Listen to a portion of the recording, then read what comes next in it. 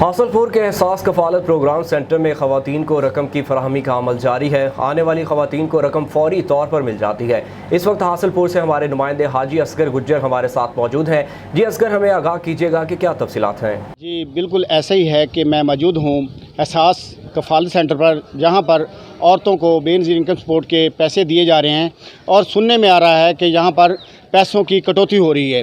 मेरे साथ इस वक्त असिस्टेंट डायरेक्टर मलक सजाद अजमल साहब मौजूद हैं। आइए उनसे पूछते हैं कि इसका क्या मामला है, वो कैसे पैसे दे रहे हैं।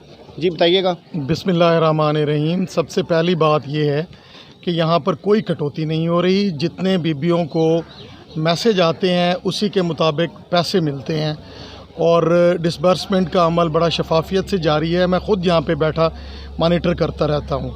और इसके बाद जो दूसरा मामलात हैं वो मामलात हैं इंतज़ामात के।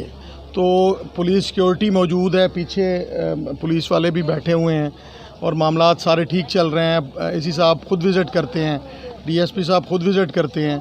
तो अल्हम्दुलिल्लाह सब कुछ जो है वो एसओपी के मुताबिक चल रहा है। बिल्कुल ऐसे जैसे असिस्टेंट डायरेक्टर साहब का मौक़िफ़ जाना, उनका यही कहना था कि जो 12,000 उनके मैसेज आता है वो उनको पूरा मिलता है।